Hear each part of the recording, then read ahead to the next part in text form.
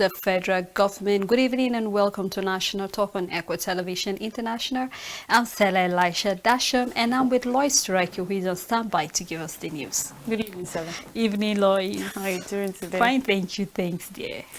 On tonight's news, Buhari world leaders send tributes. Britain mourns Charles becomes king. Are you still PDP's national chairman as NEC pass confidence votes? Wike defiant. Nigeria risks 1.3 trillion naira loss. Pengasa threatens 30-day shutdown. The World Health Organization says Nigeria's monkeypox mortality highest in Africa and tackling economic and security challenges in Nigeria.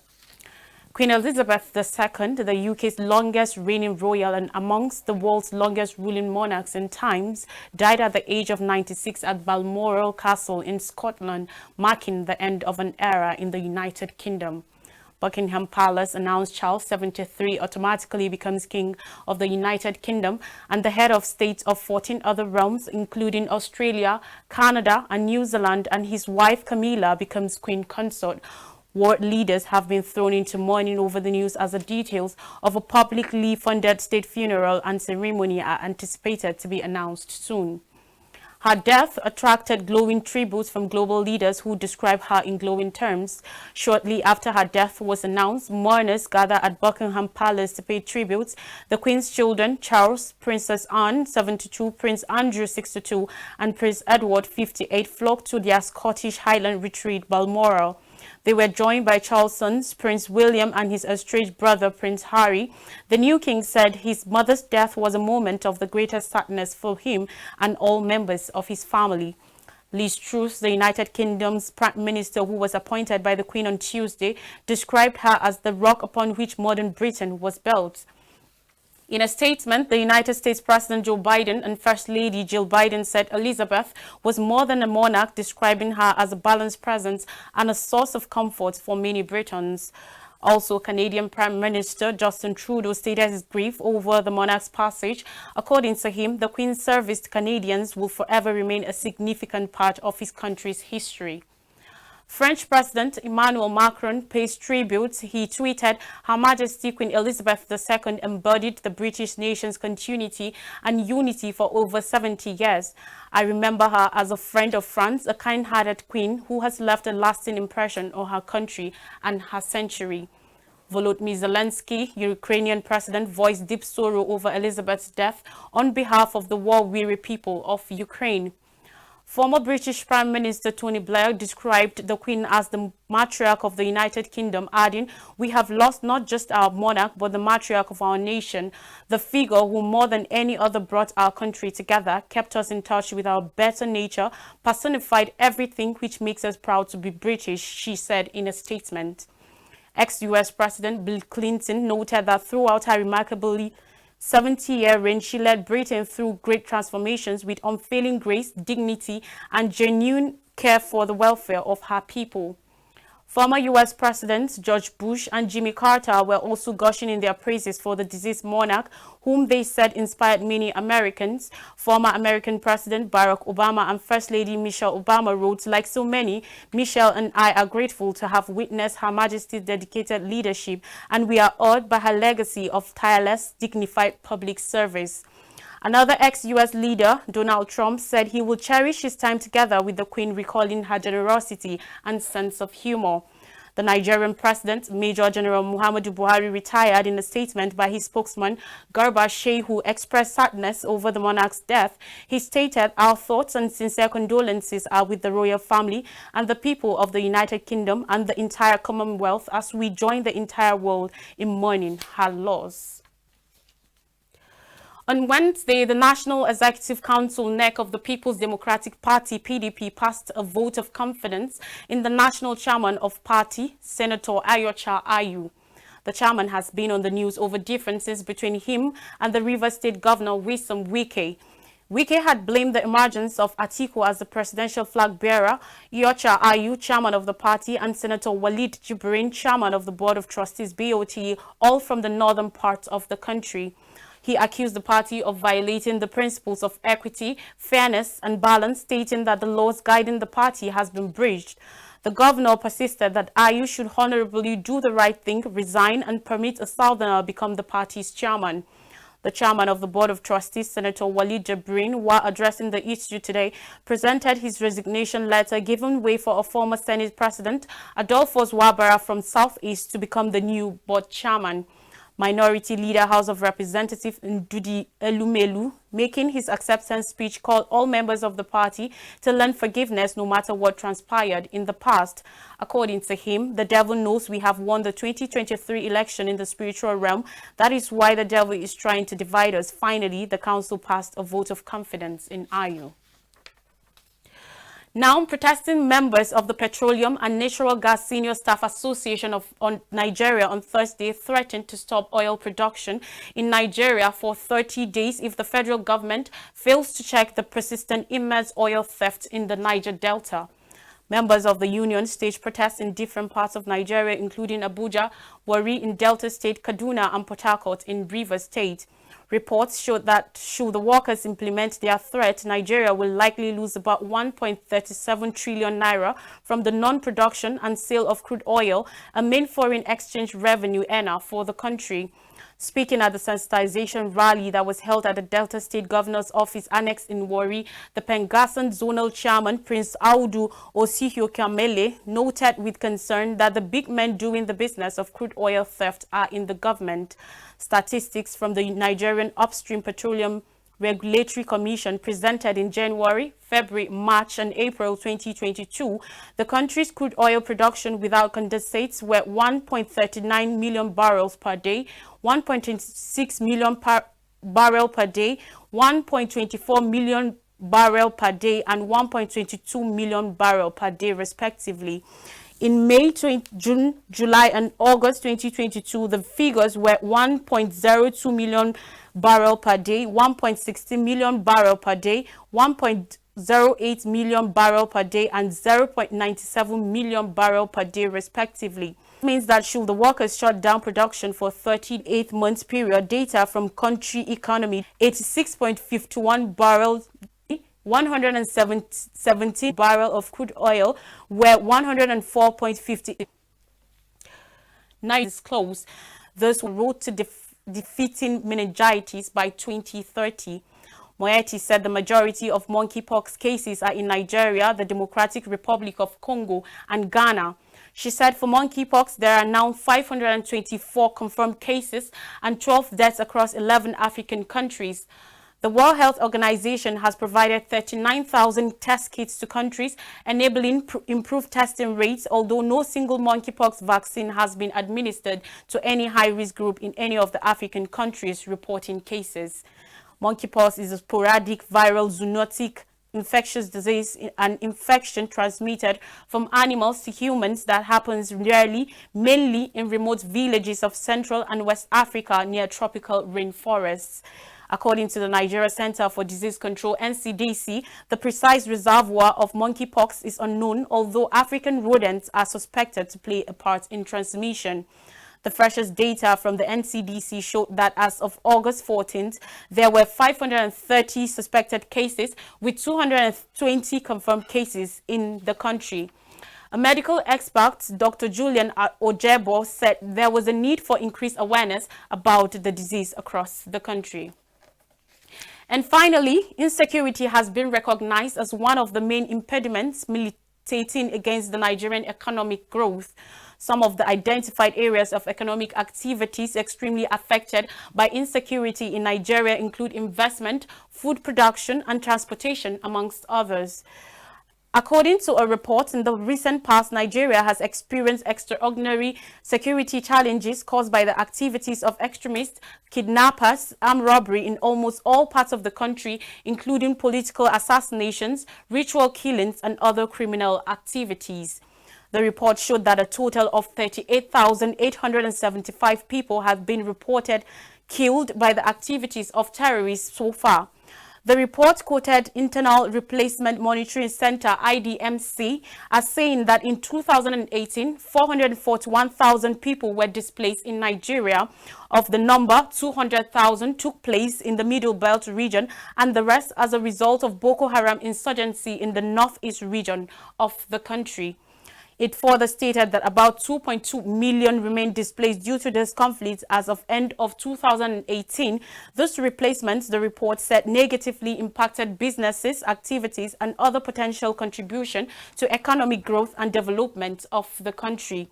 It is argued that the corporate existence of Nigeria is in glaring uncertainty except if the security crisis is effectively resolved.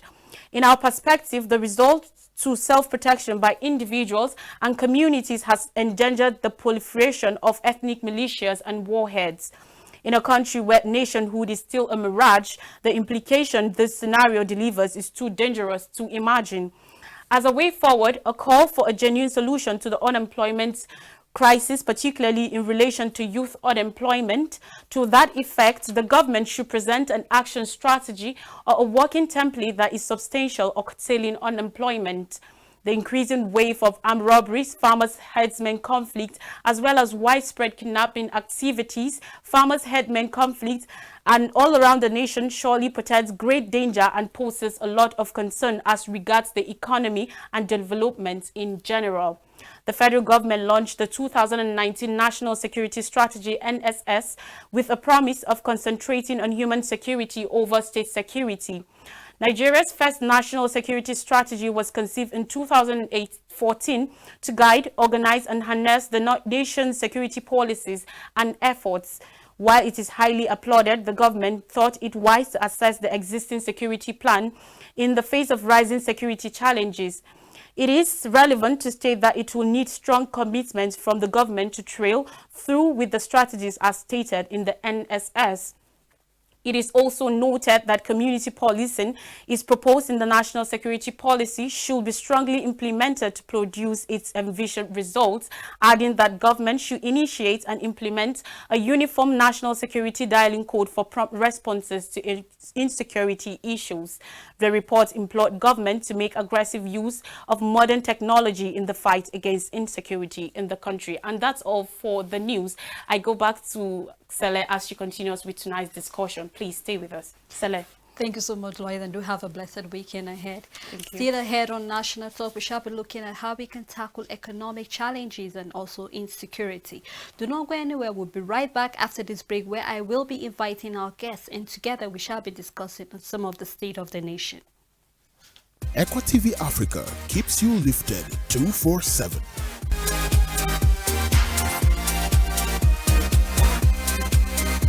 Fixes your day and makes it fulfilled with messages of hope and salvation. Sin and the devil, they always walk hand in hand together.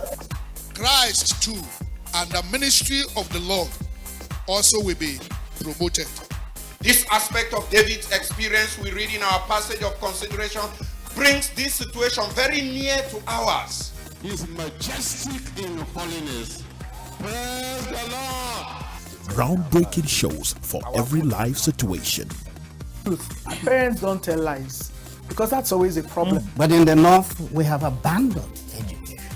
If you ask me to do anything for Nigeria, please equip me. It feels great being on never-ending platform. Heaven gifted songs to lift your spirit up, pull you out of worry, fear, sadness, and even depression. Keep watching ECWA TV Africa. Follow us on all our social media platforms and subscribe to our YouTube channel. Hit the notification button to keep up with our activities.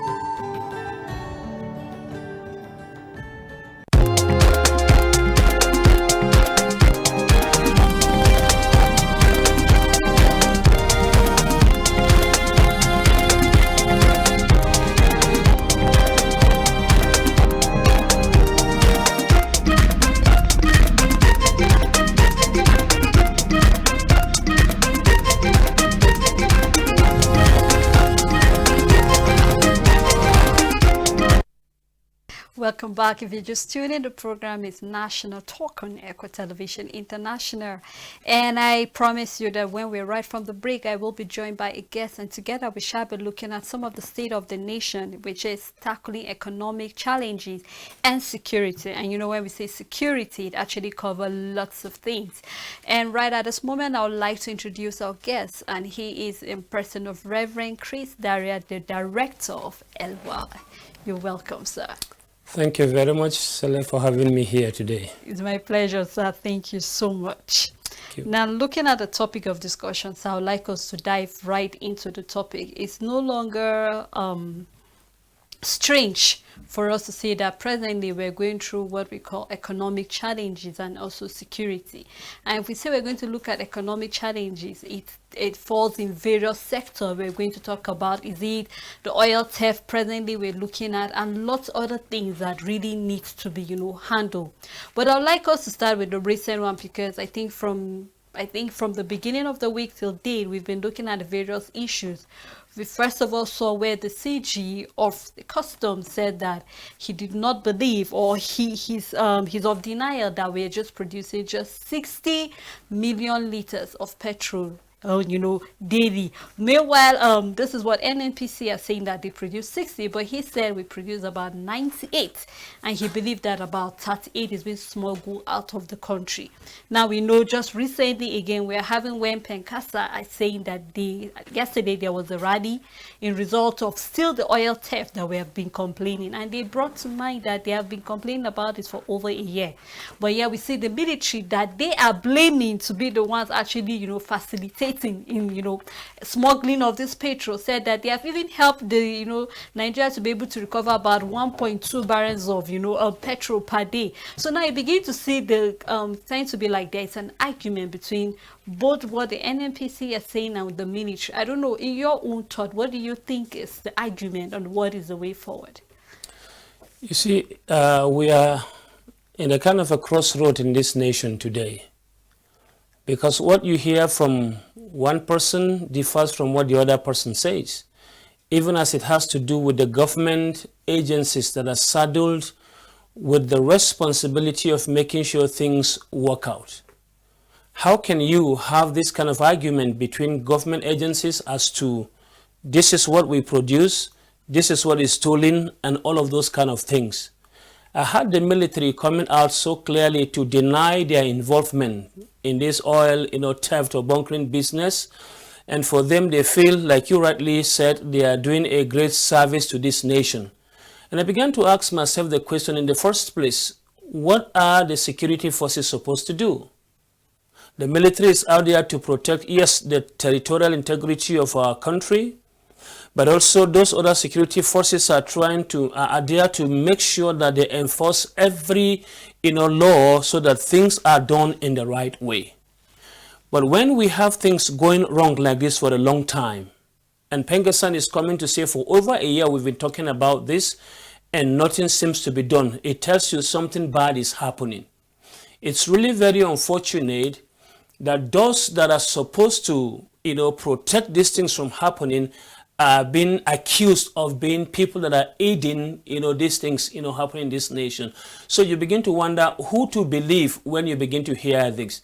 But it's really so bad for us as a nation that the Lord has actually blessed immensely with this to be able to boost our economy, but we, in our own hands, we are destroying the blessings that God has given unto us as a nation.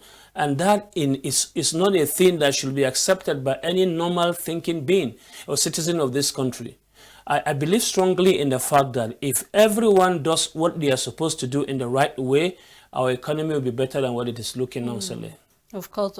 And just like you said, it will be better than it is, because remembering that beginning of this year, I think we had the issue of that adulterated fuel. And we're seeing recently already there's the Minister of Finance is coming out to tell us that from next year they will stop paying the first subsidy. We'll start buying petrol at about 400 and 25 naira Oh, maybe to yeah. say, yeah, per liter.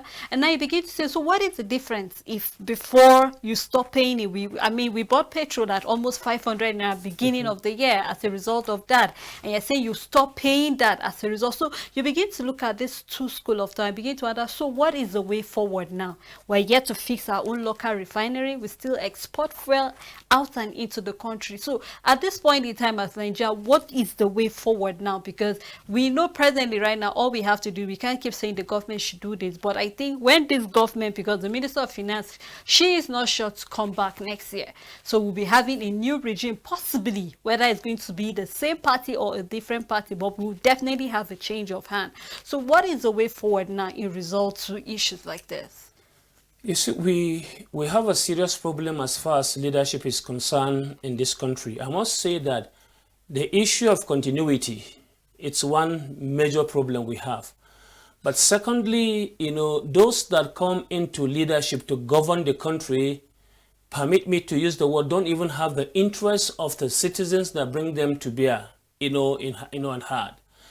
There are people that, ride on the vehicle of religion or sectionalism or tribalism to come into power, and when they come there, their eyes are actually blocked from what is supposed to be done, and they begin to perpetuate what they want to do to their own advantage or for the selfish reasons of those that are actually controlling them from behind. Sometimes in this nation, there was this issue of this plan to do a subsidy, removal, and some key individuals, I remember, including our president, came to this fore and were talking strongly against the government of the day. It was during Goodluck Jonathan. And almost everywhere there was, permit me to say, riots or strikes or protests for that not to happen. But the same people are coming out to tell us that from January next year, the subsidy is going to be removed. So what happened to what they were fighting against the last time? The common man is supposed to enjoy the blessings of God in this nation, even the petroleum that God has blessed our nation with, but we have destroyed everything that should have been able to make us to refine, to process it for our own use, and we want the common man that is supposed to enjoy this to suffer. Well, the government doesn't seem to know what they are doing. Because if you say from the first part of next year, you're going to remove the subsidy and we'll be buying like 425 or thereabout, what is the difference with what is happening here? So what is the impact of the subsidy to me as a citizen today and to other Nigerians? It doesn't seem to be making sense. This president had told us before he came into power that when he becomes the president, fuel is going to be sold as low as 50 naira per liter or thereabout. And now you are telling me that you are going to take away the subsidy. Now, when you take away the subsidy, what happens? How does that make Nigeria better? I think the problem we have in this country is that we have the wrong people placed in the positions that should be able to make things work. We just go around naming and renaming, institutions and doing different kinds of things. But the key thing that should make the economy to blossom is not actually affected. If the right people are actually brought into the place of leadership and the place that they could be able to work as GMDs or whatever position, we are going to have it better than it is at the moment. But the sad thing is that the people that are there, even as they lead, what they are thinking, of getting is just for their own benefits and not for the people that are actually called to lead. So I want to say that the way forward for us as a nation is again to be able to, to think, to come and ask the question, what is the right thing to do so that we get the blessings that God has given unto us as a nation? And until when we are able to answer this question and take the steps, we will only be making noise and nothing good will be happening. True. Yes, that's what I think. Okay. Well, still looking at the government of the day and what they have said, I would like us to take a little shift because I said we're looking at security in various dimensions. And I would like to look at the educational sector, for instance, the security over there. Just recently, we had where the Minister of Education said that the federal government cannot implement what that they know they cannot keep at the end of the day. So it's just like saying the federal government would not like to make promises that they cannot keep. Now we saw where till date, we're still having the ASU strike. Students are still at home, even though admissions are being given. And we're looking at, okay, you're giving admissions, and who are the lecturers to teach them? The federal government came with some, means possibly where they say 30% will be given to professors to increase their salary and lecturers 25%. But we know they still kick against that. Now, in relation to that, we're talking about what is the long-term solution to stop all this strike back and forth, not just in the tertiary institution, but we've had issues even in the primary and also in the secondary level. Where a statistic have been given that about 20.2 million Nigerians are out of schools, children. So you begin to wonder that we are the second highest globally. Now, that would need to bring to mind lots of questions and lots of answers, definitely Nigerians we need. So in your own point of view, what do you think is the way forward from what the Minister of Education said and the steps we're taking to secure the lives of possibly educationally? You see, the problem of education is really a very serious one in this country. I read some time ago, not too long, the statistics, given as to the months or days that the lecturers actually spend in strike under different administrations. And as I followed through that, I kept asking myself the question, what was the reason for the strikes? When the lecturers, go on strike, they present before everyone their reasons why they are going on strike. Sometimes they want better, wage pay. Sometimes they talk about, infrastructure. Sometimes they talk about a lot of things that concerns the educational sector that needs to be developed so that they are able to have a conducive environment to instruct, to teach, and to make sure things actually happen the way they ought to. But on the other side, the government also comes and make a lot of promises. In time past, they've made promises that they have not been able to keep. When you listen to ASU very well, you will hear them saying that there was an agreement that was signed, some years ago that the government has not been able to implement. And they are asking the government to come and implement them. Well, whether it was this government that signed the agreement or not, government is a kind of a continuum. When you come, you inherit both the assets and the liabilities. Whatever agreement has been entered into, before you come, by your predecessors, you are obligated to keep that because you've actually sworn to uphold the integrity of this nation. But if today a minister will come out and tell the populace of this nation that government is not going to be able to enter into an agreement that she cannot be able to keep, it's already a bullet shot at the leg of the government of the day.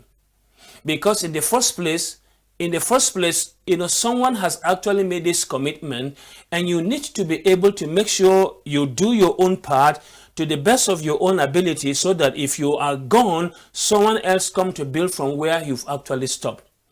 Now, the government of the day doesn't seem to be concerned, about what is happening, permit me to say, because a lot of them in authority don't even have their children in school in this country. We read, we hear, we see pictures of them going outside the shores of this nation to attend the graduation ceremonies of their own children, from different institutions of learning outside this nation.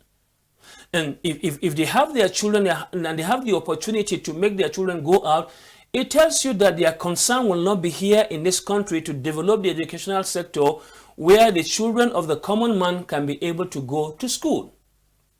Government must understand that education is a very expensive enterprise. And if we want to get the best for the citizens of this nation, we must give in the best.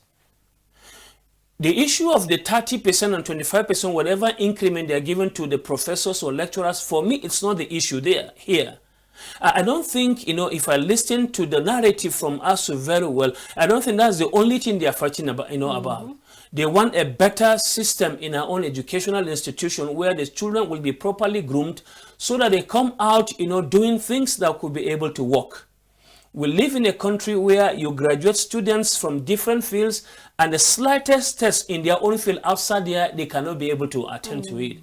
For example, you have a graduate of mechanical engineering that cannot be able to even dictate that the plug of his car is actually faulty for him to change. He has to go to a roadside mechanic who has not gone to the four walls of the classroom to help him. So what has his own education done to him? We have people, I don't want to begin to give all of these, examples, but we have a lot of examples in that regard that we can be able to talk about. So the government must come out to understand that it's not only about making promises, but they should keep the one that have made, before. And I'm sure if the government says we are going to keep to the agreement we signed before, ASU is ready to come back to school, to work. ASU is really ready to come back because they've been asking for the implementation of that promise. And if they do that, ASU will actually come back. But over and above that, ASU must also begin to again, see how they can, get the government in a meaningful conversation, for lack of a better word, on how to be able to make things work. That the love for our country should make both ASU and the government to think again, strategically and say, well, this is where we are, this is the problems we have, and this is what we can be able to do. I read, somewhere, somebody making a joke about ASU and said, well, if in our schools, we're being taught conflict resolution, why is it that ASU that teaches conflict resolution cannot be able to resolve the conflict at the moment? So it's a kind of a challenge to them, and we must really understand that, hey, but ASU and the government of the day will have to come together and look beyond, what they're talking about and bring down their ego and, strategically think about how do we make this thing work? Until when the government and ASU is ready to make it work, it cannot be able to work. True. And so to go beyond, where we are at the moment is for us to understand that we are destroying our economy by the absence of our children, from school and back to home. How many of them have actually gotten involved in terrible kind of a lifestyle in the society? Some of them, because they're not into school, have gone into drugs, armed robbery, kidnapping, and different kinds of vices like this. If they were in school, probably, I believe strongly they wouldn't have been involved in some of these things that we have. But now that they are they are out of school, again, they've been given the platform to be able to do that. And we cry about insecurity and we cry about a lot of things, but we are supposed to have curtailed that from happening by sending them back to school. And if we do that, I'm sure the rate at which things are actually going will definitely reduce. Of course. So we have to come back and say, well, education is the key. And if it's really key, we have to work to make sure that those that are supposed to be in school are back to school and are taught so that it transforms their life to make the future of this nation better. I think I'd like to stop here for now. Yes. I think while you're stopping, I'd like to open the phone lines for our callers so that you can be part of the conversation. And let us hear what your views are, what are your concerns are concerning what the Ministry of Education said about the federal government they won't make any promise that they're not willing to make. Permit me for paraphrasing. And also let's look at the issue of the oil theft and the way forward. So you can actually, call us. Our phone numbers are displayed on your screen. Call us and let us hear what you feel about that while we move further to other things. Now, still looking at security, I would like to look at the last which I would like us to look at before we round up. What the federal government said that banditry and terrorism will end December. This was categorically, made. This statement was made by the Minister of Information, and lots of people came out with their, will I say, agitations or protests, or people even feeling bitter because they say, when we had the issue of power, federal government promised us that by July we'll have 24 hours lights. Till date, we're having issue of power workers planning to go on strike. They went on strike, they are back, and they're also threatening another strike and issues like this. So if we're going to look at what the federal government, are you saying, are we going to say that from the past promises they have made that we should hold them accountable for this one too? You see, promises in this country by our government, it's really sad to say that people that should be men and women of integrity have actually failed the integrity test. Because there are many promises that have been made by the leaders of this nation that have not been kept. You just cited one, the issue of power. 24 hours, how many hours do people have light? Even though, a friend of mine just, chatted with me and was making some fun about, power, that it has improved, now, maybe in the area where he is actually living, and say, well, I hope it's not the money that is meant for us that the federal government took to go and, fix the light, that the light is. I said to him, you better keep quiet before this guy is on power, hear you, and then they take away the light again. But there has actually been improvement, if we must actually say, in the few days, going. But that has not, that does not mean that the issue have been solved. If you made a promise in the past and you don't keep it, when you make a new promise, people look at your antecedents. They try to look at, hey, he or she has said this before. Has he or she been able to keep to what he or she said? That is why when the Minister of Information came out, actually even before him, I listened to one of the programs that was actually done, I think 3 or 4 days ago, where the Irabo, the military chief and some of his own, lieutenants there were talking about the fact that they have been able to conquer terrorism already in this nation. Sorry, sir, we have a caller from Nasara. Okay. Hello, good evening. Okay, please, you can call us back again before the end of the show. Sorry, sir, we can continue with the conversation. Yeah, so they came out to say that they've been able to combat terrorism, that they've been able to silence them everywhere, and then they are giving us a strong assurance that if we ever get to hear this one, maybe it will be, pockets of such in different different areas. But by the 5th of December, this would have been over. And when I heard this kind of statement coming out, I was really very surprised that you have what it takes to end terrorism at a specified period of time, and you've allowed this thing to longer for this long. People that have this, had this statement have interpreted it differently. Some people have said it's the government's way of using it for politics because they are interested in actually continuing in power. The party of the day wants to still continue in power. And so they want to just use that to end terrorism so that people will say that this government have been able to keep to their words. They are eligible to continue again the next year, and so they go to vote them. People have considered us politically. And people have had different kinds of feelings as far as this statement is concerned.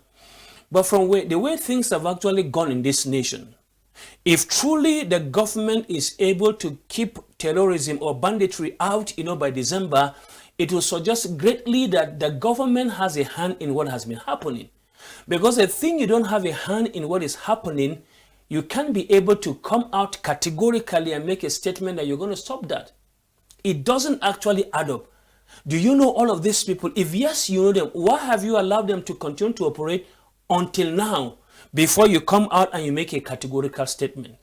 If you watch what is happening, very well in our own country, you'll see some traces of the feelings of people. Okay, we have the colleagues back again. Sorry, sir. Hello, Matthew from Nasara.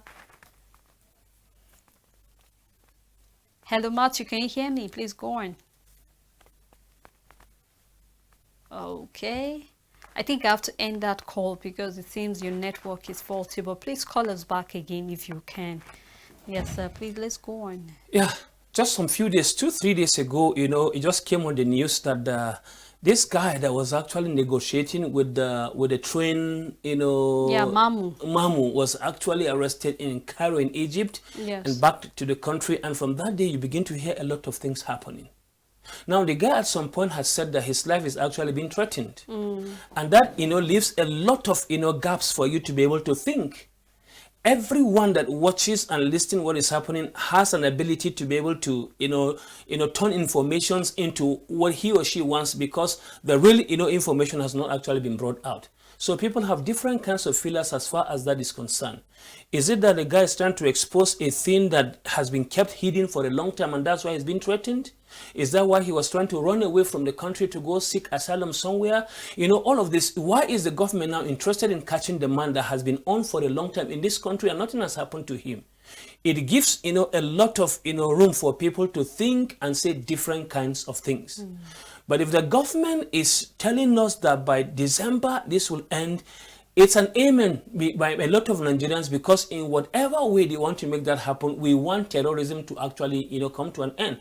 Because that is affecting the economic sector in this nation. It's affecting almost everything as far as our nation is concerned. And I'm assuring you, if security can be brought to an end, if this insecurity can be brought to an end, a lot of things will pick up again for this nation. It will actually be for the better. But the challenge to the government of the day is to make sure they keep their own words and to make sure they do exactly what they say they are going to do. Not selectively, but to end up and make sure everyone that is involved, no matter who the person is actually called to account for what he or she has done.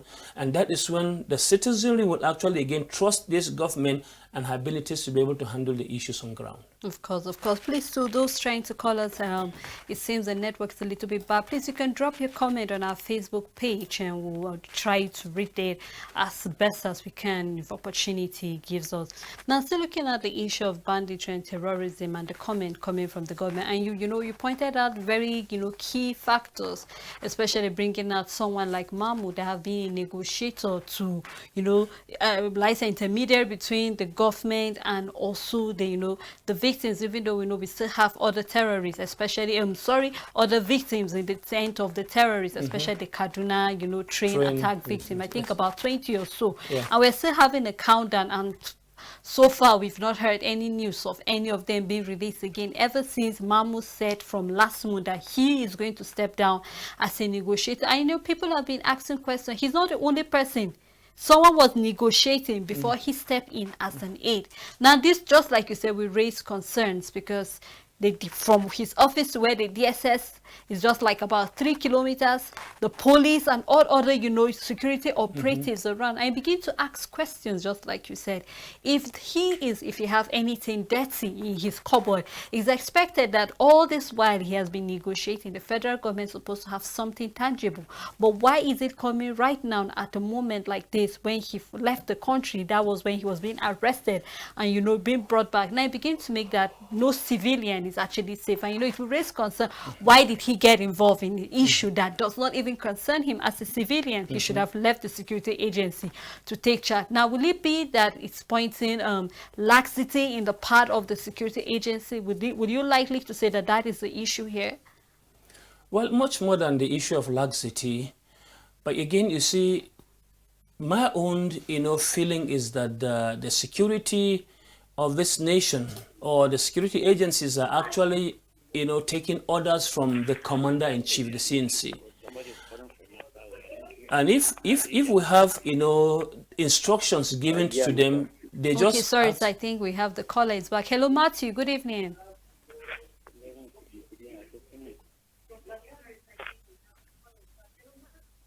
I'm back again. Are you hearing me? Yes, we can hear you, Matthew. Please go on. Hello? I can hear you. Go on, please. Okay, thank you very much for meeting you people. Reverend, thank you for digesting all these thoughts. I appreciate you on the studio today. Thank you. Go on, Matthew. Stop listening to your TV sets. Yes, the Northerners are very selfish on their self. They served Nigeria for how many years? They have not developed their own state, rather their own side. They should give anybody, the other person, a trial for we to see what will happen in this country. Okay. Thank you so much, Matthew, for that contribution. You rightly stated out your opinion about issues that are happening, but we'll just keep our fingers crossed. We can't really be certain when you say the Northerners. We have so many states in the north, so there are lots of things that we really need to be careful while, saying such things. Yes, and also to add the fact that, again, it's not about the Northerners or other states, it's about you and I, going out to exercise our franchise when it comes to decide who is the person that governs us. I think the enlightenment should be so strong, in every forum that we find ourselves to tell ourselves the truth. Sorry, sir. Hello, Elijah. Good evening.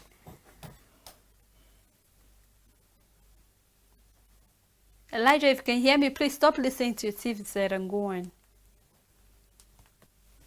Okay, I think we lost that caller. Please, let's go on, sir. Yeah, so it's about us, telling ourselves that, hey, we have made mistakes in time past. Some of us became very nonchalant as far as bringing, leaders is concerned in this nation. Just trying to talk about what Matthew raised. That when it comes to the time for us to go and vote, let everyone go and vote to the person he or she thinks is going to actually lead us out of the mess we are in the country.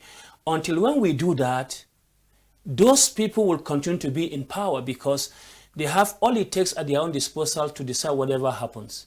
But if the common man goes and says, this is the person we want, and make sure that our vote counts, a lot of things could change in this nation. Of course, of yes, course. just to respond to what Matthew is actually saying. Yeah, I think it's right. But we are making a point before Matthew, called concerning if you think that Mama is even interfered in the, responsibilities of the security agency. And I started saying that, every security, apparatus in this nation takes, instruction from a higher authority. And the government, of the day, or our president specifically, is the commander-in-chief. That's what he's called. It means he's the one that gives the instructions, to the security forces and to everyone to go and do whatever they are supposed to do. They can't go and do what they are not asked to do. They can't. I can't imagine myself being the commander-in-chief and then I have a civilian, doing all of this work that, the military is supposed to be doing as a retired general. It doesn't add up to me. It doesn't add up. In the first place, he shouldn't have appeared, on the scene. But if you check the antecedents in our country, there are people that have even gone, coming out to tell us they've gone even on to meeting the terrorists where they are, to talk with them and to negotiate with them, and they come out to say all manner of things. And these individuals are going on freely in this country, and nobody has interrogated them to say to them, how did it happen? What is your level of involvement? And then to be able to check. I believe that this country has all it takes to know everything that is happening. I believe strongly. We have all of the gadgets, we have all of the intelligence in this country, but the problem is that we're not putting this intelligence to work. I believe this strongly. So until when we get to that level that we're able to put our intelligence to work, we'll not be able to get the best of results. So except we rise up to the responsibilities. Hello? Okay, I think we have a caller. Hello, good evening. Hello, can you hear me? Please go on. Good evening. Can you hear me? Okay, Manuel, please.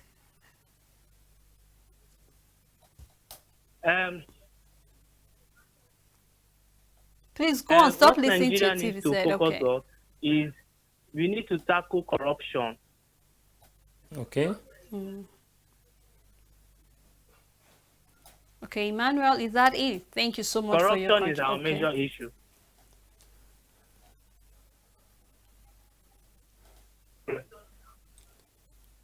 Okay, Manuel, I have to cut you short because it seems you're listening to your TV set, you're not listening to me. But I actually got your point concerning corruption is one of the, key issues or one of the key things that we're facing as a nation. And that's why possibly we have not grown in all these various sectors that are going down step by step. We'd like to make a comment on that, sir. Yeah, actually, corruption is like is the cankerworm that is destroying the fabric of our own society. And I like to say, most times when we talk about corruption, we look at the guys on top. But I want to say to everyone listening today that corruption is a thing that is inbuilt in our system. Go to the primary school, you will see corruption amongst the primary school pupils. Go to the marketplace, you see corruption there. Go into our regional circles, you see corruption. Just everywhere, corruption. And I was talking with a friend just 2 days ago about corruption and what can be done. And we were almost concluding that if it's corruption in this nation, there is nothing that can be done about it. One of us made the comment that it's just like a system. You have to reformat it. And the Nigerian, mindset needs to be reformatted to understand that, hey, it's not about what we have, but it's what we contribute to make our society better. When you just drive out to the street now, you will see a lot of impatience that is actually happening amongst our drivers or those that are actually using their vehicles. When you go to, the market, almost everywhere, everybody is in a hurry and also looking for the slightest opportunity to actually outsmart the other person. So it has come into our system so terribly, and it's really very difficult to flush it out. When the Bible talks about, righteousness, exalting a nation, until when we get back to a point where we understand that God wants us to be righteous, and being righteous is simply doing what is right. To begin to do things in the right way, we might not be able to have a change. I want to challenge, those that are listening, and especially those that are Christians, because they are the ones that have this obligation to live out as the salt and light of the, soul of the earth and light of the world. And until when we understand that we have to do things in the right way, we can never permeate the society in which we live in. And so corruption will continue to thrive as long as the good people, the people of God, sit behind not doing the things that they are supposed to do. Thank you so much. I think I have to take that as your final word, for our viewers. And if the righteous refuse to do anything, then corruption will still go on the way it is. So I do not know what role you're planning to, play to change the narrative of the way things are. Rather than complaining, we need to rise up as one nation and do the right thing. Thank you so much, sir, for making yourself available here. Thank you so much to our viewers, and thank you so much also to those who call us to, contribute to the matter on hand. Thank you so much. And until we come your way again, do have a blessed weekend ahead.